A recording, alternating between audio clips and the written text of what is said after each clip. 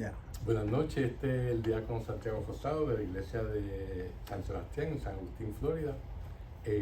Vamos entonces esta noche a continuar con nuestra clase de Biblia, pero antes de comenzar vamos a hacer la oración para antes de leer la Sagrada Escritura. En nombre del Padre, del Hijo y del Espíritu Santo. Amén.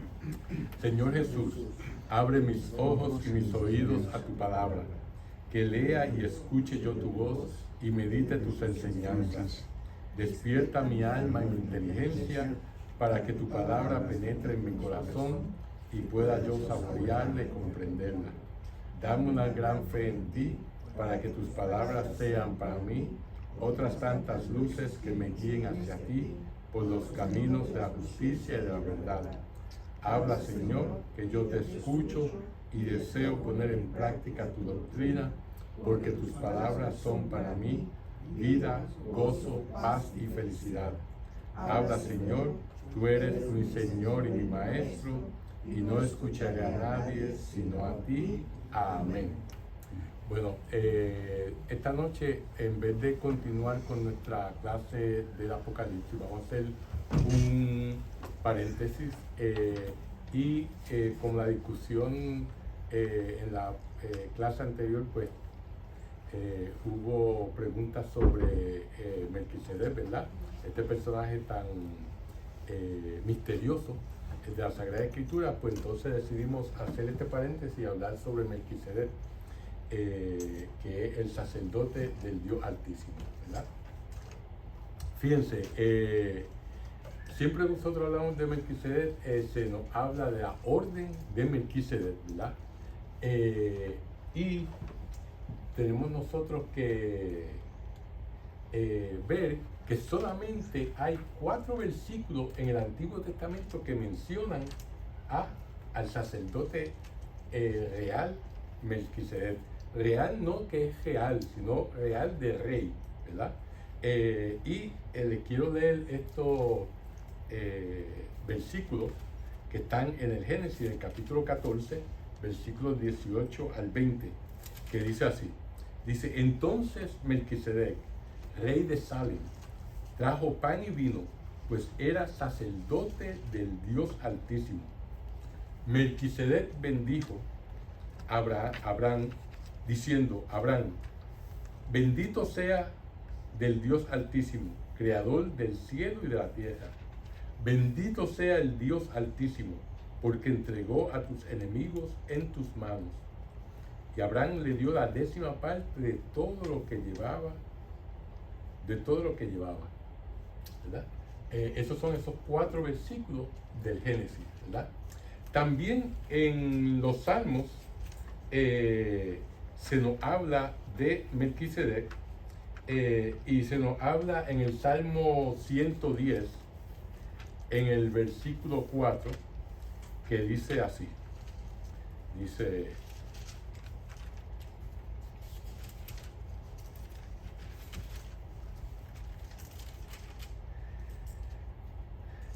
juró el Señor y no ha de retractarse, tú eres para siempre sacerdote a la manera de Melquisedec, ¿verdad?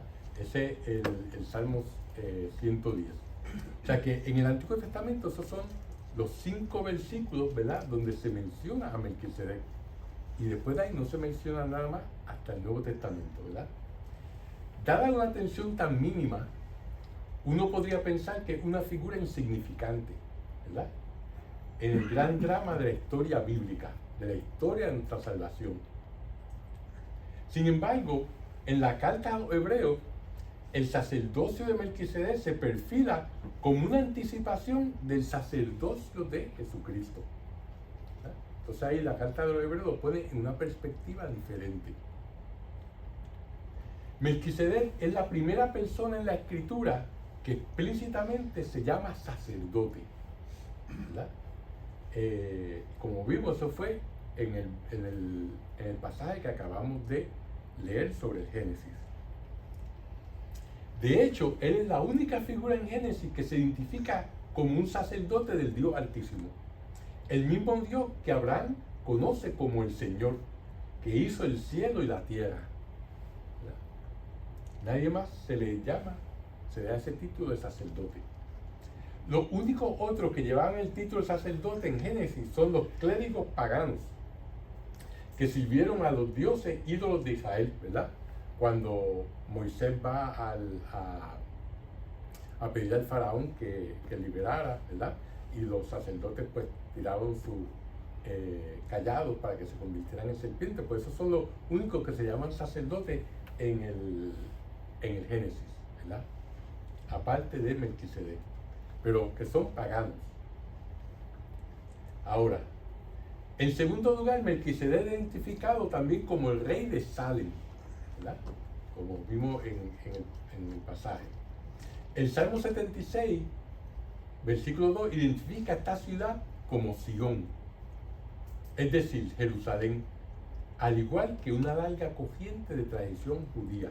O sea que cuando se habla de Salem, se está hablando de Jerusalén. O sea que Melquisedec era rey de Jerusalén, ¿verdad? En la época de Abraham. En aquel entonces se llamaba Sion. En tercer lugar, Melquisedec actuó como sacerdote a Abraham. O sea, no solo al bendecirlo, sino también al producir pan y vino. O sea, que él ofició como un sacerdote en este encuentro con Abraham, ¿verdad? Estos son probablemente los elementos de una ofrenda de agradecimiento hecha a Dios, ¿verdad? Eso nosotros lo vemos en el Levítico, que hay diferentes tipos de ofrendas que se hacen a Dios. Y en el capítulo 7, versículos 12 al 15, se nos habla de ese tipo de ofrenda, que dice así. Dice,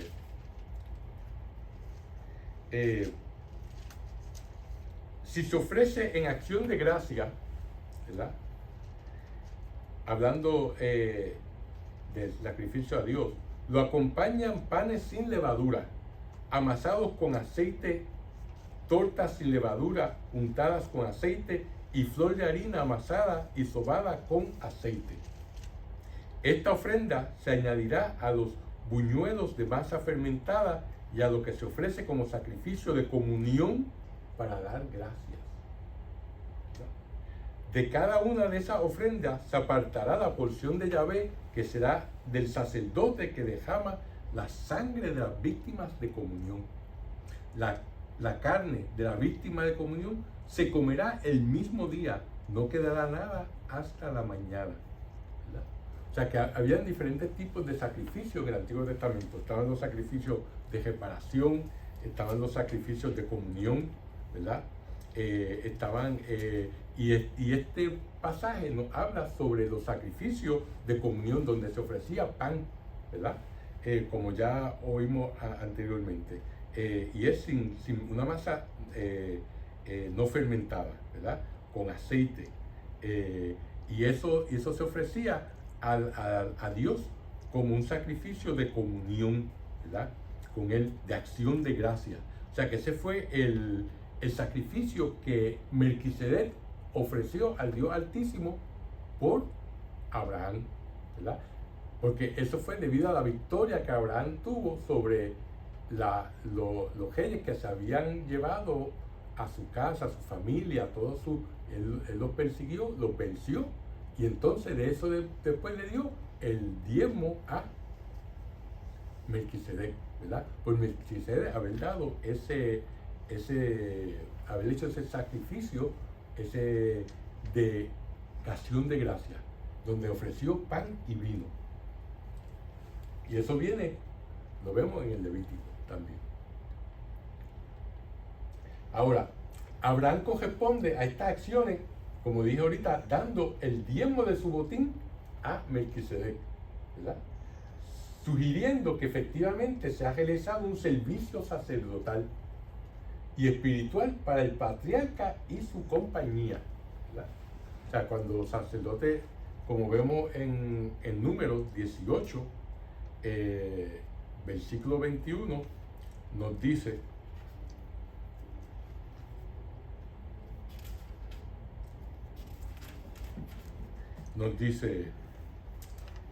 a los hijos de Leví les doy como herencia todos los diezmos de Israel. a cambio del servicio que presten, es decir, del servicio de la tienda de la cita. O sea que eso era una ley donde se le daba el diezmo a los sacerdotes, en este caso a los levitas, ¿verdad? Que eran los sacerdotes en base a Aarón, ¿verdad? Que fue el que era el sumo sacerdote. Por lo tanto, de ahí es que viene de darle el diezmo, el 10% de la ganancia por los sacrificios que el sacerdote hiciera por el pueblo. Por eso los levitas no tenían ningún tipo de propiedad en sí, no tenían tierra, pero eran apoyados económicamente por el pueblo, porque ellos estaban dando un servicio sacerdotal. Todo el servicio en el templo eran por los levitas. De ahí entonces que viene ese diezmo que le corresponde al servicio sacerdotal y espiritual, ¿verdad? Por eso Abraham le dio el 10% de todo del botín que tenía. La carta a los Hebreos encuentra importancia teológica no solo en la persona de Melquisedec como individuo, sino también en su sacerdocio. Esta es la razón por la cual la frase el orden de Melquisedec aparece 5 veces en el lapso de 3 capítulos en la carta de los Hebreos, ¿verdad? En todas estas citas.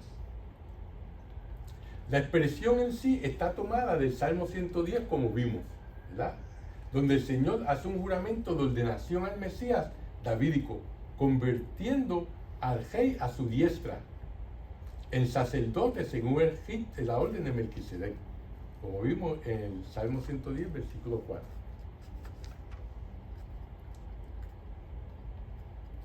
La declaración es sorprendente, ya que durante más de 1000 años Israel solo conocía el sacerdocio levítico de Aarón y sus descendientes establecidos por el pacto mosaico.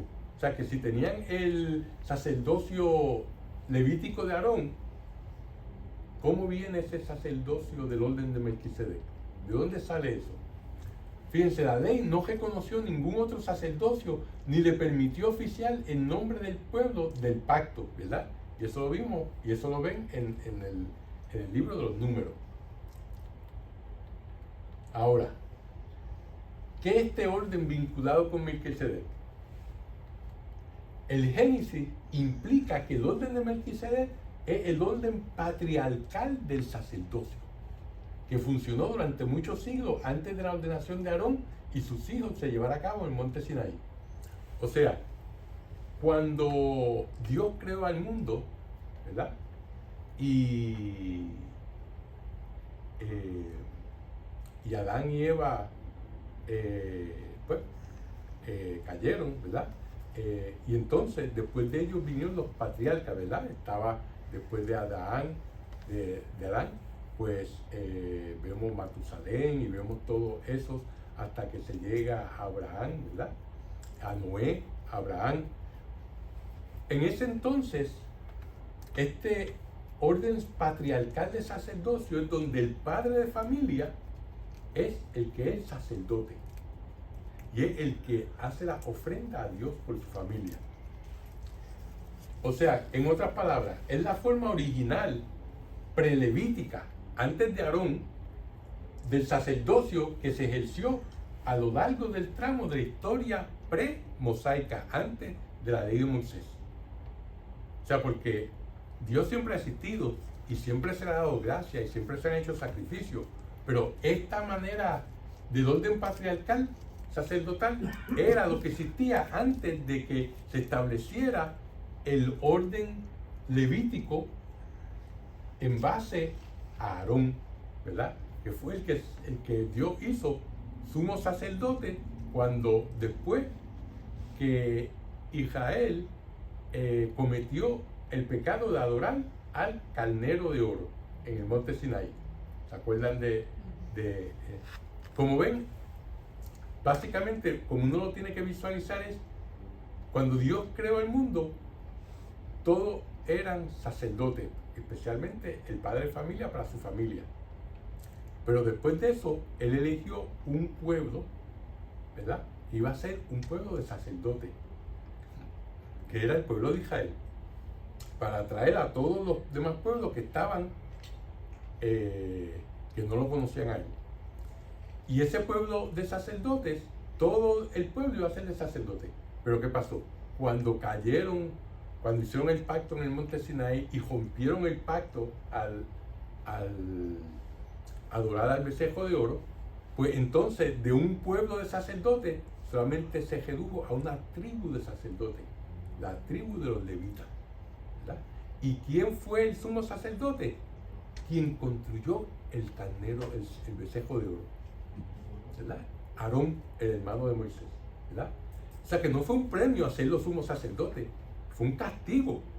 Tú que construiste el becerro de oro para que la gente se perdiera y ayudaste a eso y sacrificaste animales a los dioses paganos, pues ahora esos dioses paganos que eran en forma de animales, tú tienes que matar todos los días, 2 veces al día, animales en honor a Dios. Matar a esos dioses egipcios, ¿verdad? O sea, que uno lo ve como que Dios le dio, mira, después que hice eso, Dios le dio tremendo honor. No, lo que él dio fue un castigo. Ahora tienes que sacrificar 2 veces al día el resto de tu vida a esos animales que tú veneraste como dioses, para que estés seguro de que no vuelvas a hacerlo, ¿verdad? Y entonces ahí fue que entonces empezó el sacerdocio levítico, porque los levitas fueron los únicos que no se contaminaron en adorar al becerro de oro. Y fueron los que entonces, cuando Moisés volvió, ¿verdad? Fueron los que entonces establecieron orden en el pueblo. Y por eso fueron recompensados como sacerdotes de todo el pueblo. De todo un pueblo de sacerdotes, solamente una tribu de sacerdotes. Por tanto, los levitas ni tenían que dar servicio militar, ni tenían que pagar impuestos, pero tampoco tenían tierra. No había una tribu de Leví. Las 12 tribus, Leví no está ahí, porque ellos están dedicados al servicio del templo y se ajotaban, ¿verdad? Por lo tanto, esta era la era, hablando de antes de Moisés, ¿verdad? Esta era la era de la religión natural, una era en la que la autoridad sacerdotal se basaba en la estructura de autoridad de la familia. En estos tiempos antiguos, hablando mucho antes de Moisés, el padre de la familia realizaba ritos públicos de adoración y sus hijos se convirtieron en sus sucesores en el ministerio del padre. En particular el primogénito, por el derecho natural de la primogenitura, fue el principal heredero que recibió toda la responsabilidad sacerdotal y gobernante de su padre en la familia.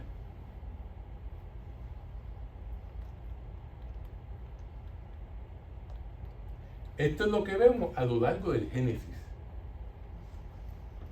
donde los patriarcas, no una clase profesional de sacerdotes clericales, ejercieron el liderazgo espiritual del pueblo. ¿Cómo lo hicieron? Mediante la construcción de altares, ¿verdad? Donde se construyen altares para... Ustedes ven que Abraham construyó altar a que Isaac y así por el estilo, cuando ellos construían un altar. Eso lo vemos en uno de los ejemplos en Génesis 12, ¿verdad? Del el versículo 7 al 8, que dice así: Yahvé se apareció a Abraham y le dijo: le daré esta tierra a tu descendencia. A consecuencia de esto, Abraham edificó un altar a Yahvé que se le había aparecido. Y desde ahí pasó a la montaña al oriente de Betel y plantó su tienda de campaña, teniendo a Betel al oeste y ahí al oriente. Y aquí edificó un altar a Yahvé e invocó su nombre. O sea que donde quiera que estos se construyó un altar, ¿verdad? También, ¿cómo ejercían su liderazgo espiritual? Invocando al Señor en oración, ¿verdad? No es lo que pues nosotros los padres de familia cristianos también hacemos, que cuando se va a comer hacemos una oración para que darle el ejemplo a nuestros hijos de que tienen que darle gracias a Dios por la comida que vamos a ingerir, ¿verdad? Y así sucesivamente debemos de enseñar a nuestra familia, o sea que eso es algo que viene de esa época, ¿verdad? También estos patriarcas consagraban lugares naturales, ¿verdad? Como vemos en Génesis capítulo 28, donde en el versículo 18 al 22, que dice: se levantó Jacob muy temprano, tomó la piedra que había usado de cabecera, la puso de pie y derramó aceite sobre ella. Jacob llamó a este lugar Betel, pues antes aquella ciudad era llamada Luz. Entonces Jacob hizo una promesa: si Dios me acompaña y me protege durante este viaje que estoy haciendo, si me da pan para comer y ropa para vestirme, y si logro volver sano y salvo a la casa de mi padre, Yahvé será mi Dios. Esta piedra que he puesto de pie como un altar será casa de Dios, y de todo lo que me des, yo te devolveré la 10ª parte. Otra vez, el diezmo, ¿verdad? O sea que se consagraban estos lugares naturales donde tenían encuentro con Dios, ¿verdad? Y eso fue ahí vemos en muchos pasajes, ¿verdad? Donde se ve esto donde ellos consagran estos lugares. También, como vimos, dejaban libaciones, o sea, aceite o vino sobre estos altares, y ofreciendo sacrificio en nombre de la familia, ¿verdad? O sea que todas de estas maneras los patriarcas ejercían este liderazgo espiritual, este sacerdocio, con estas acciones, ¿verdad? Por lo tanto, no era un grupo de sacerdotes profesionales que solamente se dedicaban a eso, sino que eso era parte de ser padres y líderes de su familia. Pero no, hoy en día nosotros pensamos la familia nuclear, el papá, la mamá y 2, 3, 4 muchachos, ¿no? Entonces la familia era una tribu, era un clan, ¿verdad? Porque el patriarca en aquella época podía tener más de una esposa y la familia era extendida. Cuando se hablaba de familia no era solamente los hijos de uno, sino que eran los sobrinos, los primos, todos los que estaban relacionados, o sea que era un familión, ¿verdad? Una perspectiva diferente y una situación socioeconómica completamente diferente a la que nosotros estamos acostumbrados hoy en día, ¿verdad? Ahora, vamos a ver sobre la identidad de Melquisedec. Siendo patriarca, poseía una autoridad para gobernar como rey, así como autoridad religiosa como sacerdote, Melquisedec, ¿verdad? Y más allá de esto, es interesante notar que el vínculo entre Melquisedec y el sacerdocio patriarcal está aún más cerca, de acuerdo con la tradición judía y cristiana. Varias fuentes antiguas identifican a Melquisedec con el patriarca Shem. Shem era el primogénito de Noé. ¿Se acuerdan que Noé tenía 3 hijos, ¿verdad? Cuya genealogía en Génesis indica que vivió más allá de la vida de Abraham. ¿verdad? Esta tradición aparece en las traducciones más antiguas del Génesis al arameo, como se llama el Targum Neofiti y el Targum, ¿verdad?, en comentarios rabínicos sobre el Pentateuco. Estos obviamente son de la literatura rabínica judía. También en el libro de los números de Rabat, ¿verdad?, y en el Talmud de Babilonia, que fue la recopilación de comentarios sobre la Biblia hechos por los judíos durante su exilio en Babilonia.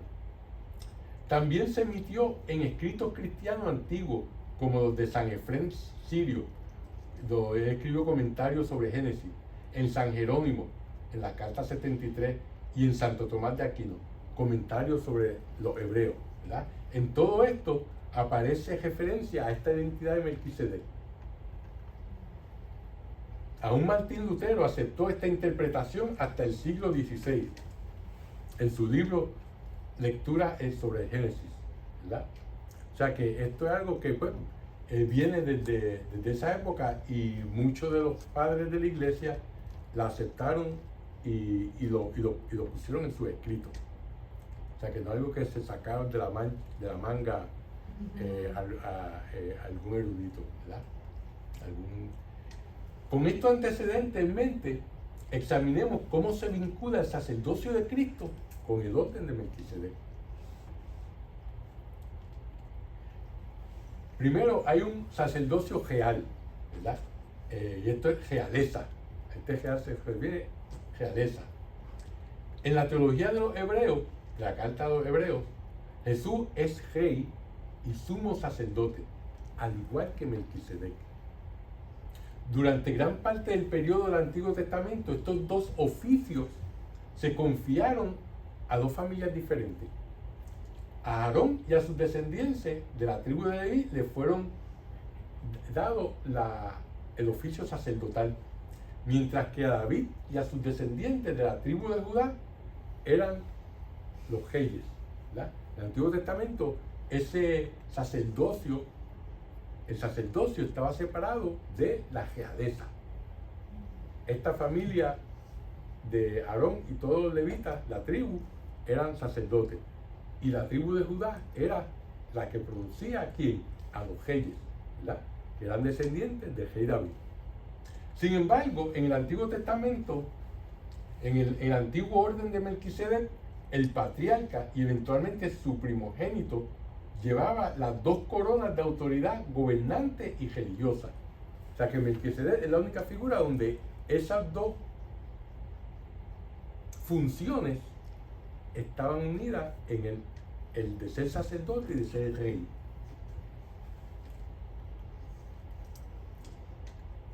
Sacerdocio en Salem.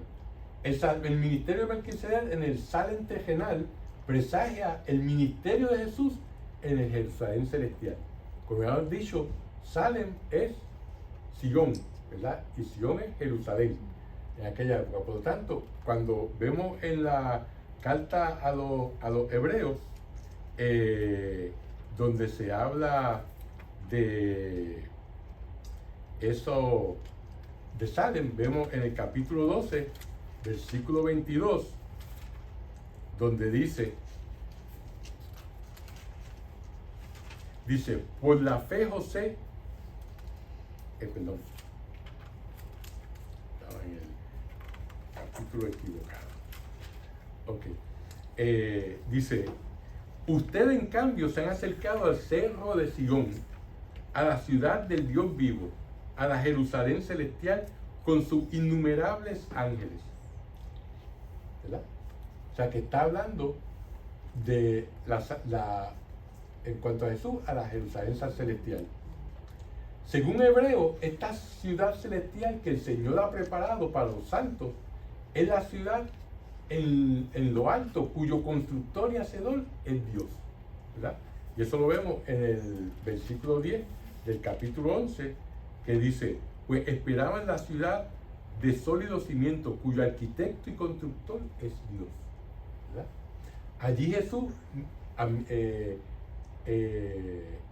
hace su función como rey y sumo sacerdote del pueblo de Dios, después de haber entrado en el cielo cuando ascendió a la gloria.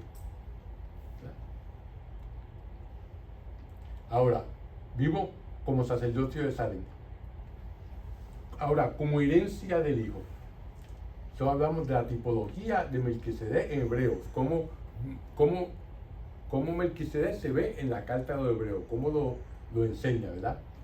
La forma patriarcal del sacerdocio, basada en el orden natural de la familia, como vimos en el Génesis, es un modelo terrenal de lo que ahora se establece en la familia divina de Dios.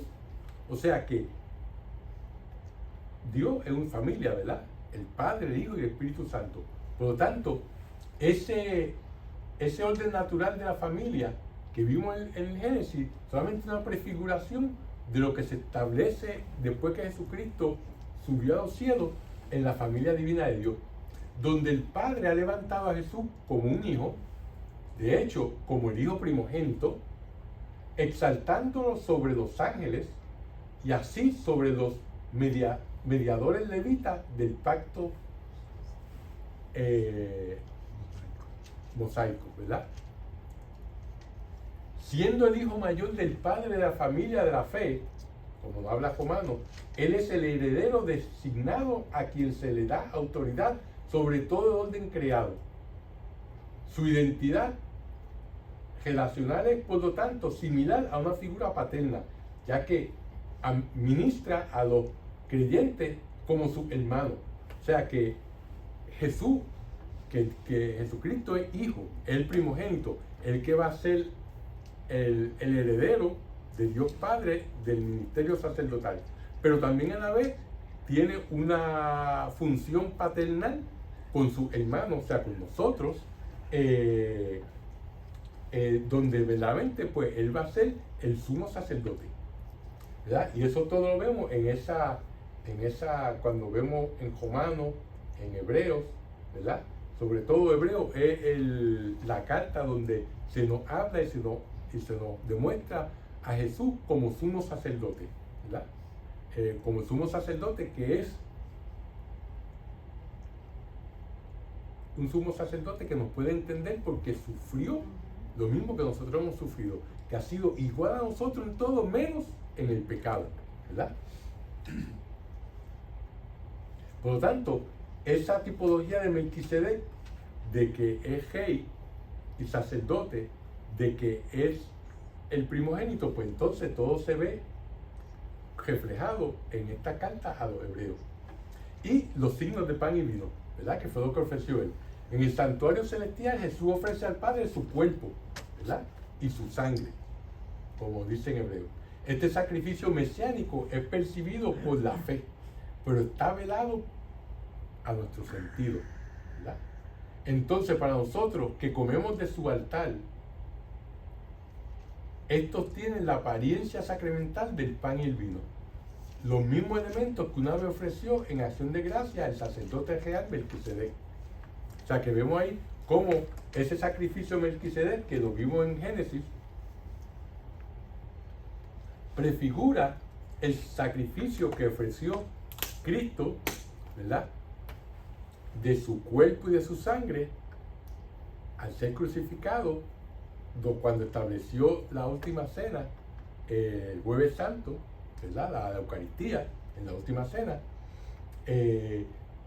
Vemos cómo todo eso es lo que él en el santuario del cielo ofrece a su pueblo, a su Padre, ¿verdad? Que es lo que nosotros en la misa, el sacrificio de Dios, cuando hay la transustanciación del el pan en el cuerpo de Cristo y el vino en la sangre de Cristo, es lo que está ocurriendo en el cielo, ¿verdad? Que lo que ocurre en el cielo está ocurriendo al mismo momento en la tierra sobre el altar, todos los domingos, todos los días de semana, ¿verdad? Es un milagro que nosotros pues lo tomamos como algo dado, como algo rutinario, pero sin embargo no lo es. Y con eso les dejo esta pequeña explicación sobre el sacerdocio de Melquisedec y quién es Melquisedec. Vamos a hacer entonces nuestra oración final. En nombre del Padre, del Hijo y del Espíritu Santo. Amén. Dios te salve María, llena eres de gracia, el Señor es contigo, bendita tú eres entre todas las mujeres, y bendito es el fruto de tu vientre Jesús. Santa María, Madre de Dios, ruega por nosotros pecadores, ahora y en la hora de nuestra muerte. Amén. Gloria al Padre, al Hijo y al Espíritu Santo. Bueno, en principio, ahora y siempre, por los siglos de los siglos. Amén. Que el Señor los bendiga, los guarde de todo mal y los lleve a la vida eterna. Amén. En nombre del Padre, del Hijo y del Espíritu Santo. Amén. Apago.